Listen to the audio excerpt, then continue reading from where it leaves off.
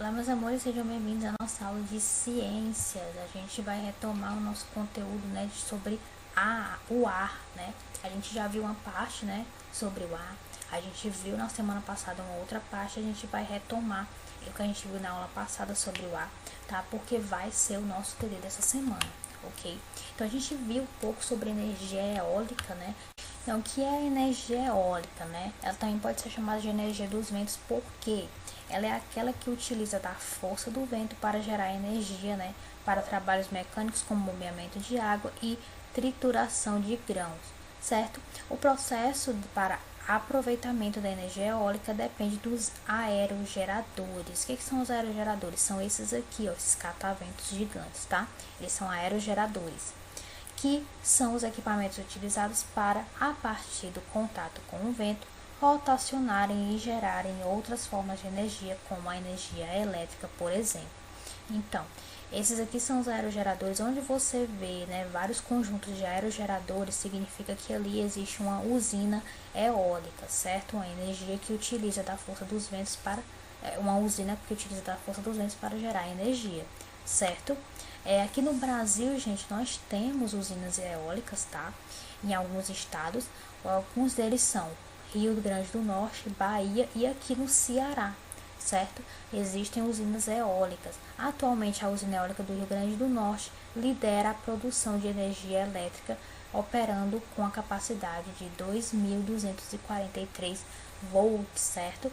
Então, a gente está vendo que nós temos 3 estados, né, que trabalham com usina eólica, né, que atua com essa produção de energia eólica, e o Rio Grande do Norte é aquele que lidera em produção, certo? Existem alguns aspectos positivos, tá, do uso da energia eólica para a geração de energia elétrica, né? Então, nós vamos ver aqui quais são esses aspectos positivos. Não emite poluentes para a atmosfera, ou seja, não polui o meio ambiente, certo? É uma fonte de energia barata, né? Isto se torna evidente quando comparamos a estrutura de uma usina hidrelétrica com a de uma usina eólica. Então, ela é mais barata para sua construção, né, e até mesmo para a manutenção, se compararmos, por exemplo, com a usina hidrelétrica, né, que é a usina que utiliza da força da água para gerar energia. Ela é bem mais barata, a eólica, né, a usina eólica é bem mais barata se comparar à usina hidrelétrica. E também, gente, é uma fonte de energia inesgotável, ou seja, uma fonte de energia renovável. Isso significa, gente, que é uma fonte de energia que não se acaba. Qual é a fonte da energia eólica? É o vento, não é isso? E o vento, ele não se acaba, não é como se você fosse usando o vento e em algum momento ele fosse acabar. Claro que não, né? O vento, né, a força dele vai ser utilizada para sempre enquanto existir o mundo, né? Porque o vento, ele não se acaba, não tem como você usar tanto o vento a ponto de se acabar. Então, por isso que a gente diz que é uma fonte inesgotável ou, né, uma fonte renovável, certo? A gente viu também um pouco sobre a poluição do ar, né? Nós abordamos sobre isso, que nada mais é, né, do que um nome genérico que usamos para um vasto conjunto de substâncias, né? Os poluentes podem ser classificados em 2 tipos: poluentes primários e poluentes secundários.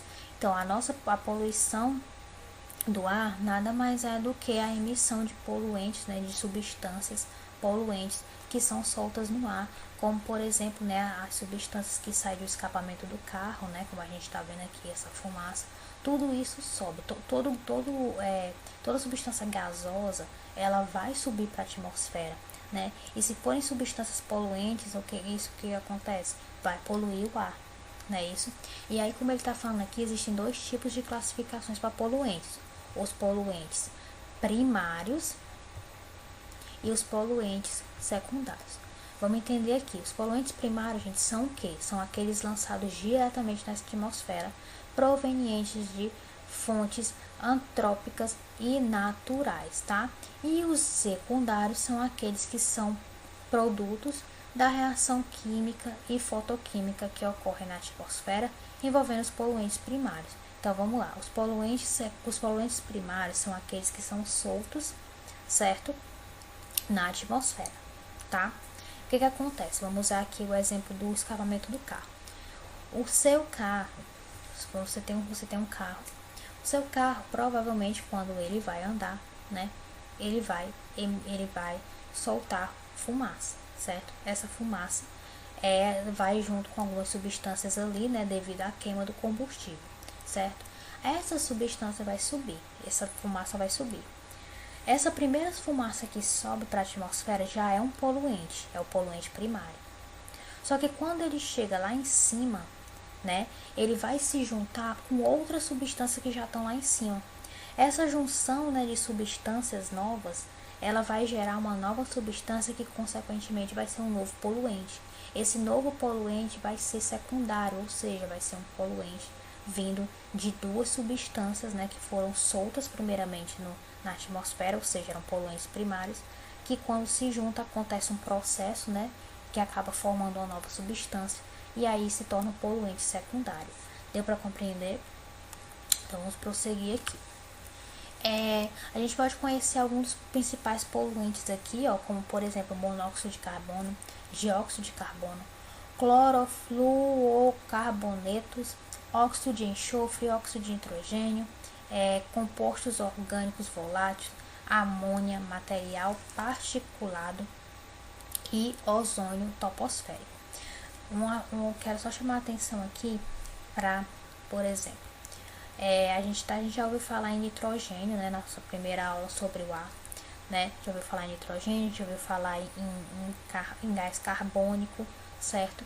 A gente viu que o gás carbônico, ele é uma das substâncias presentes, né, na atmosfera, e o nitrogênio também, mas os dois não são considerados poluentes, certo? Eles são considerados poluentes quando eles são óxido de carbono, né, ou na verdade óxido de nitrogênio e monóxido de carbono, certo? Se eu tô dizendo que é monóxido de carbono, já não é só carbono, tá? Ou gás carbônico, né? Não é só gás carbônico, é uma mistura de duas substâncias que se transformou em um poluente, né? A mistura de um com o outro se transformou no poluente, certo? Então não confundam, tá? Gás carbônico e monóxido de carbono não são a mesma coisa. Do mesmo modo que óxido de nitrogênio e só nitrogênio não são a mesma coisa. Nitrogênio é uma substância, um gás presente na atmosfera que não é poluente, tá? Ela não polui. Mas o óxido de carbono, que já é a mistura de algumas substâncias com o óxido de carbono, só carbono, o óxido de nitrogênio, que já é a mistura, né, de algumas substâncias com nitrogênio, aí já é poluente. Deu para entender? Então vamos continuar aqui. Sobre os efeitos, gente, da poluição do ar, a gente sabe que são efeitos negativos, né? A poluição do ar pode causar um enorme impacto em dois grandes âmbitos, tanto na saúde humana quanto no meio ambiente, né? A gente sabe disso. Ele pode causar o quê? Doenças respiratórias, chuva ácida, diminuição da camada de ozônio e escurecimento da atmosfera, certo? São alguns dos impactos negativos que a poluição do ar causa. E também a gente sabe que existe uma causa aí relacionada a doenças, né? A própria poluição do ar causa doenças, mas também o ar, através do ar, pode ser transmitidas algumas doenças, né? Como a gente vai dar uma olhada aqui, ó, que fala sobre a poluição, um pouco mais sobre a poluição do ar, ou a poluição da atmosfera, que é uma das principais preocupações ambientais, né, da era em que vivemos. Os gases tóxicos produzidos por automóveis, incêndios e outros meios acabam afetando também a saúde, levando ao surgimento de doenças que podem ser causadas pela poluição, certo?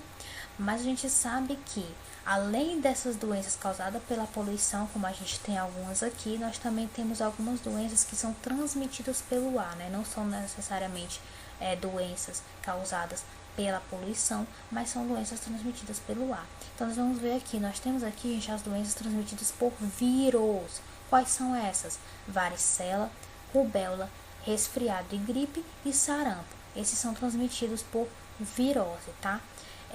Dessas aqui, acredito que nenhuma surgiu pela poluição do ar, né? É apenas um vírus que é disseminado, certo? E aqui no caso nós temos as doenças causadas por bactérias, tem a pneumonia, a meningite, a tuberculose. Dessas aqui, a pneumonia ela pode ser sim causada pela poluição do ar, certo? Então essas aqui são as 3 doenças causadas por bactérias e são transmitidas pelo ar. E essas são 4 doenças, né, causadas por vírus e são transmitidas pelo ar, certo?